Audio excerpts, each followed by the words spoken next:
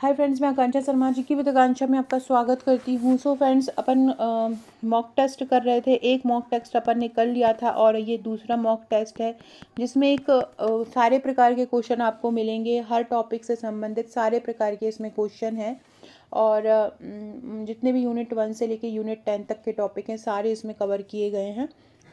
और तो ये बहुत ही ज़्यादा इंपॉर्टेंट टेस्ट है। इससे आपको पता चलेगा किस प्रकार के क्वेश्चन आते हैं और जो प्रीवियस ईयर्स है वहाँ पे भी ये क्वेश्चन पूछे गए हैं, तो वहाँ के भी क्वेश्चन आपको मिल जाएंगे। तो चलिए स्टार्ट करते हैं।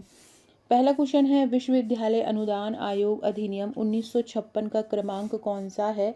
तो इसका क्रमांक है तीसरा। इसका क्रमांक कौन सा है? इसका जो क्रमांक है वो तीसरा क्रमांक है। वो मतलब यूजीसी एक्ट कब आया था? 1956 में आया था। 1956 में और भी कई अधिनियम आए थे, लेकिन ये वाला जो अधिनियम है यूजीसी अधिनियम, इसका क्रमांक कौन सा है? इसका क्रमांक है 3। ठीक है, भारतीय संसद द्वारा ये नवंबर 1956 में लागू हुआ था और यूजीसी को एक ये स्टैच्यूअरी बॉडी मतलब वैधानिक निकाय बनाता है। और इसकी जो पारित तिथि है, मतलब ये पारित कब हो गया था? तो पारित हुआ था ये संसद में 3 मार्च 1956 को। और ये लागू कब हो गया था?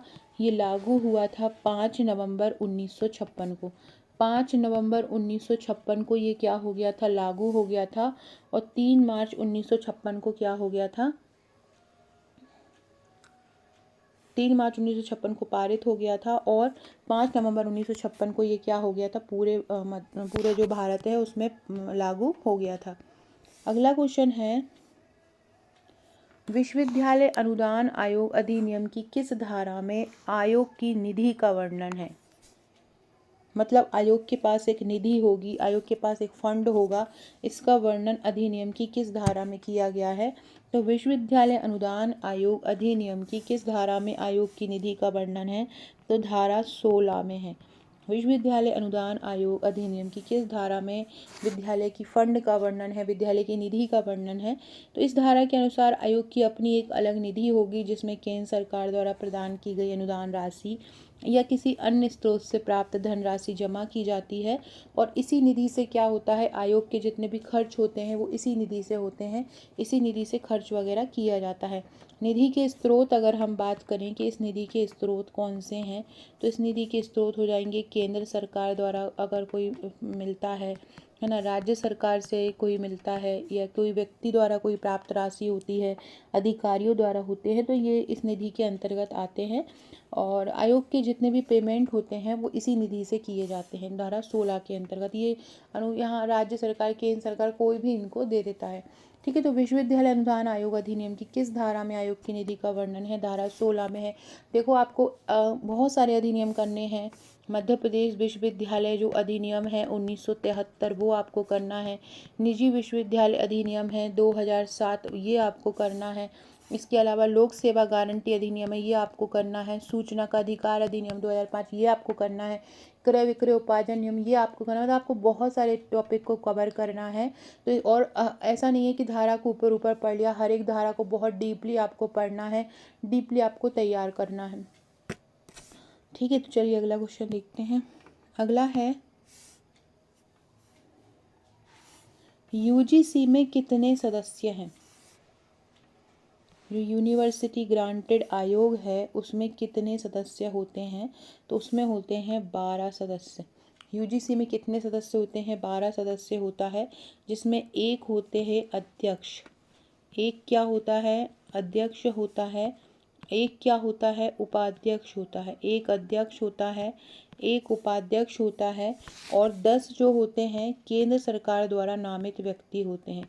10 व्यक्ति किसके द्वारा नामित होते हैं? 10 व्यक्ति ऐसे होते हैं जिनको केंद्र सरकार चुनता है। तो 10 व्यक्ति केंद्र सरकार द्वारा नामित होते हैं, जो शिक्षाविद, सरकारी अधिकारियों, विभिन्न जो क्षेत्र होते हैं उनके विशेषज्ञ होते हैं, है ना। हाल ही में एक समिति बनी थी यूजीसी के नियमों की सिफारिश करने के लिए, उसमें 30 से 31 सांसद सदस्य शामिल थे।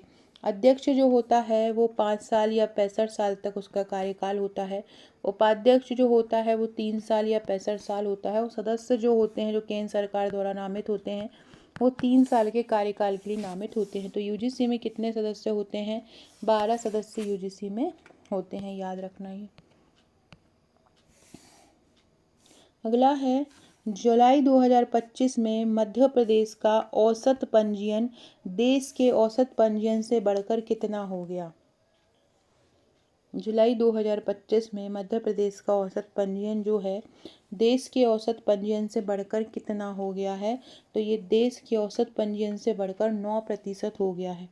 जुलाई 2025 में हम जो स्वयं पोर्टल पर अगर हम देखें, स्वयं पोर्टल पर ये इसको देखा गया है, तो स्वयं पोर्टल पर जो औसत पंजीयन है वो देश का औसत पंजीयन, मतलब देश का औसत पंजीयन कितना है? 6.7%। ये किसका है? देश का है। और मध्य प्रदेश का कितना हो गया है? मध्य प्रदेश का बढ़कर ये हो गया है 9%। मध्य प्रदेश का कितना हो गया है? 9%। और देश का कितना है? 6.7%। और मध्य प्रदेश का कितना हो गया है? 9% हो गया है। तो याद रखना, जुलाई में मध्य प्रदेश का जो औसत पंजीयन है वो देश के औसत पंजीयन से बढ़कर कितना हो गया है? 9% हो गया है। भारत का जो औसत पंजीयन है उससे बढ़कर ये कितना हो गया है? 9% हो गया है। इन मध्य प्रदेश पूरे देश में ये अग्रणी राज्य के रूप में उभरा है। स्पेशली जो गैर तकनीकी विषय होते हैं, नॉन टेक्निकल जो सब्जेक्ट होते हैं, उनमें ये पंजीयन के मामले में इसने भारी वृद्धि की है। इसने लगभग 350% की वृद्धि करके ये उछाल आया है। और ये जो जानकारी है हमको मध्य प्रदेश उच्च शिक्षा विभाग से प्राप्त हुई है। अगला क्वेश्चन है, अंतर विश्वविद्यालय योग केंद्र कब बना? अंतर विश्वविद्यालय एक योग केंद्र बना था, तो ये कब बना है? ये बना है 27 जुलाई 2018। अंतर विश्वविद्यालय योग केंद्र कब बना है? अंतर विश्वविद्यालय योग केंद्र बना है 27 जुलाई 2018 को। ये कर्नाटक सोसाइटी अधिनियम है 1860, उसके तहत इसकी स्थापना की गई है। यूजीसी द्वारा योग के क्षेत्र में बढ़ावा, शोध को बढ़ावा देने के लिए, योग और शोध के क्षेत्र में बढ़ावा देने के लिए यूजीसी क्या करे? योग में बढ़ावा दे, शोध में बढ़ावा दे, इसी अनुसंधान, मतलब योग का शोध करे, योग पर अनुसंधान करे, तो उसको बढ़ाने के लिए ही इसकी स्थापना की गई है। तो योग में शोध और अनुसंधान को बढ़ावा देने के लिए किसकी स्थापना की गई है? अंतर विश्वविद्यालय योग केंद्र की स्थापना की गई है। कब की गई है? 2018 में की गई है। याद रखना, भारत का जो पहला योग विश्वविद्यालय है वो बिहार स्कूल ऑफ योग 1963 में मुंगेर में बना था।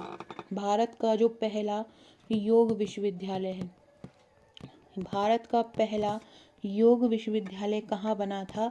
बिहार में बना था, बिहार के मुंगेर में बना था 1963 में।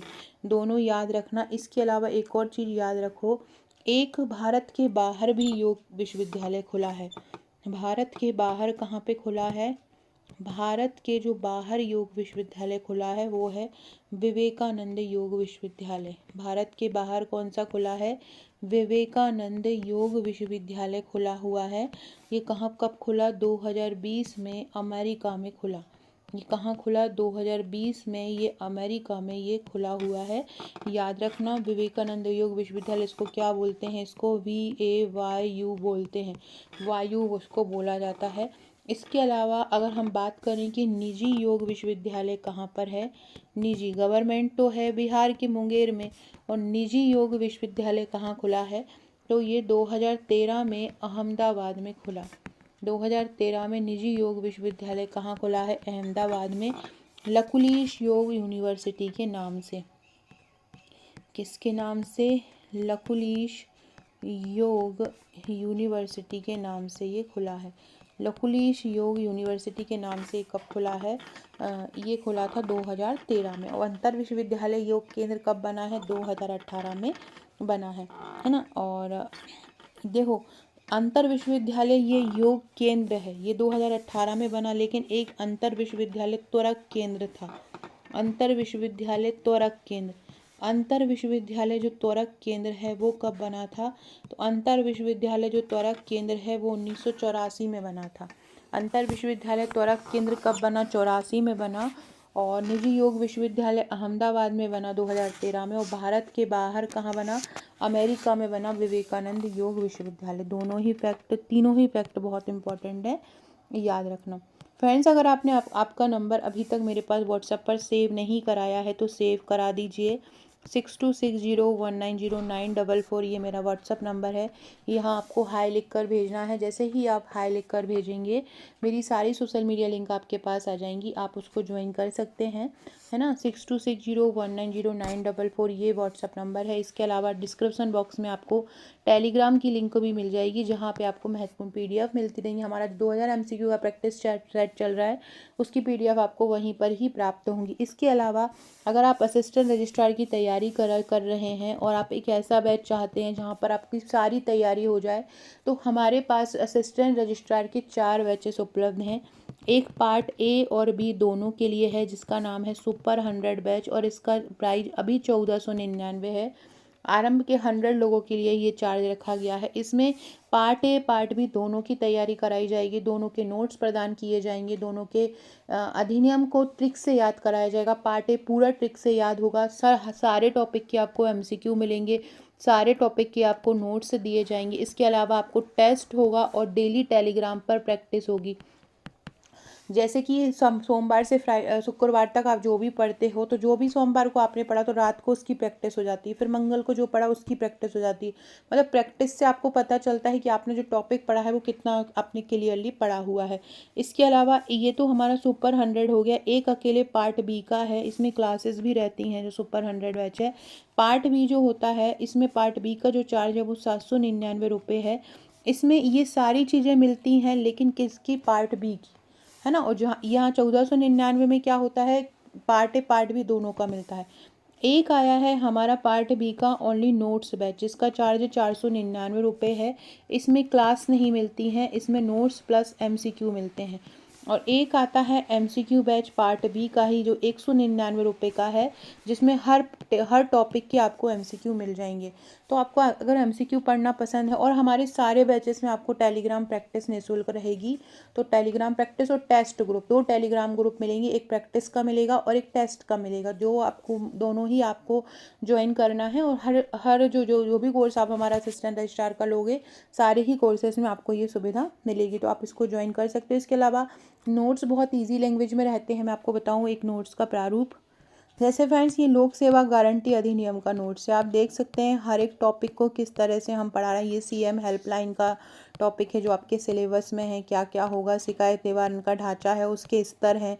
ये मध्य प्रदेश लोक सेवा गारंटी अधिनियम है। ये विधानसभा में पारित कब हुआ, राज्यपाल की अनुमति कब हुई। बहुत ही चित्रात्मक तरीके से बोल्ड लेटर में नोट्स बनाया गया है। इसको कब अवार्ड मिला, इसमें कितनी सेवाएं थी, इसमें जो वर्णन है वो सूचना अधिकार अधिनियम की किस धारा में है, इसमें कब कब संशोधन किए गए, हर एक धारा को अगर परिभाषा भी दी गई है धारा 2 में, तो धारा 2 में किसकी क्या परिभाषा दी गई है, सारा टॉपिक बहुत ही इंपॉर्टेंट तरीके से बताएगा। ऐसे सारे ही नोट्स हमारे बहुत ही ईजी लैंग्वेज में है, जिसे पढ़ना बहुत आसान रहता है। तो अगर आप नोट्स अकेले भी लेना चाहते हैं तो ले सकते हैं, उसके साथ आपको एमसीक्यू भी फ्री मिल जाएगा। और अगर आप नोट्स नहीं ओनली एमसीक्यू पढ़ना है तो एमसीक्यू भी ले सकते हैं। नोट्स अपने आप में संपूर्ण रहेंगे, आपको कहीं और नहीं भागना पड़ेगा। जो भी करंट अपडेट होगा एग्ज़ाम से पहले, अगर कोई नियुक्ति वगैरह चेंज होती है तो वो सारा हम कवर करवा देंगे, तो आप ये ले सकते हैं।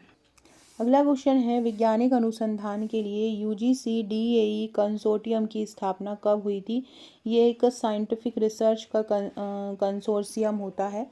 तो ये इसकी स्थापना कब हुई थी? इसकी स्थापना 1990 में हुई थी, है ना। ये इसकी स्थापना के लिए परमाणु ऊर्जा आयोग 1979 में क्या हुआ था, समझौता हो गया था। किस किस के बीच हुआ था ये समझौता?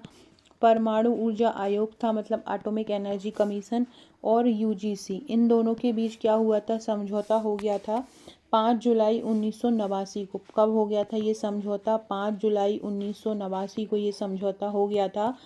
उद्देश्य था भारतीय जो विश्वविद्यालय रहते हैं उसमें विज्ञान और प्रौद्योगिकी क्षेत्र में अनुसंधान को बढ़ावा देना, और परमाणु ऊर्जा विभाग की जो अनुसंधान सुविधाएं हैं, जैसे इंदौर में सिंक्रोट्रॉन, मुंबई में ध्रुव रिएक्टर, इनका विश्वविद्यालय स्तर पर उपयोग सुनिश्चित करना। इसका मध्य प्रदेश में भी मुख्यालय है, कहाँ पर है? इंदौर। इसका मुख्यालय कहाँ पर है? इंदौर में है इसका मुख्यालय। इसे पहले परमाणु ऊर्जा विभाग के लिए अंतर विश्वविद्यालय के नाम से जाना जाता था। इसके मुख्य केंद्र इंदौर के साथ मुंबई में भी है, कोलकाता में भी है, कलपक्कम में है, ठीक है, लेकिन मेन कहाँ पर है? इंदौर में है। तो ये यूजीसी डीएई की स्थापना कब हुई थी? ये इसके भी समझौता 1989 को हुआ था, लेकिन इसमें जो काम करना आरंभ हुआ था, इसकी फुल रूप से स्थापना जो हो गई थी वो कब हो गई थी? 1990। तो ये अगर 90 होगा तो 90 इसको बोलेंगे। DAE को बोला जाता है डिपार्टमेंट ऑफ एटॉमिक एनर्जी। ये जो DAE है इसको क्या बोलेंगे? डिपार्टमेंट ऑफ एटॉमिक एनर्जी बोलेंगे। अगला क्वेश्चन है, UGC अधिनियम में कुल कितनी धाराएं हैं? UGC जो अधिनियम है 2009 में आया है, इसमें क्या है? अध्याय कितने हैं और इसमें धारा कितनी है? दोनों पूछा जा सकता है। तो इसमें अध्याय हैं 4 और इसमें धारा कितनी है? 28। तो 4 अध्याय हैं और इसमें कितनी धाराएं हैं? 28 धारा हैं, है ना। धारा 3 जो है एक डीम्ड यूनिवर्सिटी को बताती है। धारा 3 किसको बताती है? धारा 3 बताती है डीम्ड यूनिवर्सिटी को। धारा 3 किसको? डीम्ड यूनिवर्सिटी को बताती है और धारा 22 डिग्री प्राप्त करने का अधिकार देती है। अगला है, इनफिलिवनेट का मुख्यालय कहाँ है? इंफॉर्मेशन लाइब्रेरी नेटवर्क इसको बोला जाता है। IN से हो जाता है इंफॉर्मेशन, ये INF से हो जाता है इंफॉर्मेशन, LIB से हो जाता है लाइब्रेरी और NET से हो जाता है नेटवर्क, है ना। तो ये कहाँ पर स्थित है? ये गांधीनगर गुजरात में स्थित है। कहाँ पर स्थित है? गुजरात के गांधीनगर में ये स्थित है ना। ये क्या करता है? ये UGC का एक स्वायत्त केंद्र है, मतलब एक स्वतंत्र केंद्र है UGC का, है ना। और इसके कई प्रोजेक्ट हैं जैसे कि शोध सिंधु, ये इसी के तहत ये आते हैं। तो ये याद रखना, ये बहुत इंपॉर्टेंट है। इनफिलिवनेट का मुख्यालय कहाँ पर है? तो इनफिलिवनेट का मुख्यालय जो है गुजरात गांधीनगर में है। इसे UGC के तहत एक राष्ट्रीय परियोजना के रूप में 1991 में शुरू किया और 1996 में इसे एक स्वतंत्र निकाय बना दिया। 1996 में इसको क्या कर दिया? एक स्वतंत्र निकाय 1996 में बना दिया। तो बोल सकते हैं 1996 में एक के रूप में इसको स्टार्ट किया। तो आरंभ अगर पूछा जाएगा तो 1995-96 इसके आरंभ आ जाएगा। फ्रेंड ये देखिए, ये हमारा नोट्स बैच है। नोट्स और MCQ इसमें मिलेंगे 499 रुपये से। ये इस प्रकार से पूरा असिस्टेंट रजिस्ट्रार का आपको कोर्स मिल जाएगा। ये पूरा टारगेट बैच है जिसमें पार्ट B मिलेगा। ये सुपर 100 बैच है, इसमें पार्ट A पार्ट B दोनों मिलेंगे। क्लासेस, नोट्स, MCQ, प्रैक्टिस सब कुछ मिलेगा। ये नोट्स बैच है, इसमें केवल नोट्स मिलेंगे, है ना। ये तो ये सबसे शानदार बैच है क्योंकि इसमें पार्ट A पूरा ट्रिक से याद है, धाराएं पूरी ट्रिक से याद है। तो ये सबसे बेस्ट बैच है और इसका प्रिंट भी निकाल सकते हो आप, है ना। इसके अलावा ये पार्ट B का बैच है और एक ही आया है MCQ कोर्स, MCQ क्वीन के नाम से है एप्लीकेशन पर। इसका चार्ज 199 रुपये है। इसमें टॉपिक वाइज आपको सारे MCQ दिए जाएंगे। पार्ट B के करीब 10,000 प्लस MCQ आपको दिए जाएंगे। इससे बाहर आपका कुछ नहीं जाएगा। जो आप पढ़ रहे हैं वो सारा इसी का ही क्वेश्चन मैं आपको करवा रही हूँ। अगला क्वेश्चन है, जो NAAC होता है उसकी जो राष्ट्रीय मूल्यांकन एवं प्रत्ययन परिषद होता है, इसकी जो कार्यकारी समिति होती है उसका अध्यक्ष कौन होता है? तो UGC के जो अध्यक्ष होते हैं वही इसके अध्यक्ष होते हैं, है ना। और ये इसके पदेन सदस्य होते हैं। तो UGC के अध्यक्ष को NAAC की कार्यकारी समिति जो एग्जीक्यूटिव काउंसिल होता है उसका अध्यक्ष माना जाता है। कार्यकारी समिति NAAC के प्रबंधन और प्रशासन के लिए जिम्मेदार होती है और परिषद के लक्ष्य को काम करने के भी ये काम करती है। NAAC की स्थापना की बात करें तो इसकी स्थापना 1994 में हुई थी, ये आपको याद रखना है। NAAC के वर्तमान निदेशक कौन है? NAAC का पूछा जाए कि NAAC के वर्तमान निदेशक कौन है, तो इन्होंने 2023 में पद संभाला था। प्रोफेसर गणेश कन्नाबीरन जी इसके अध्यक्ष हैं, गणेशन, ठीक है। उसके अलावा UGC के अध्यक्ष कौन है? तो UGC के अध्यक्ष हैं जगदीश कुमार। जगदीश कुमार जो है UGC के अध्यक्ष हैं। सो फ्रेंड्स ये था हमारा आज का वीडियो। ऐसा वीडियो पसंद आया होगा, वीडियो अच्छा लगे तो लाइक शेयर सब्सक्राइब जरूर कीजिएगा, शेयर कीजिएगा। Okay friends, thank you.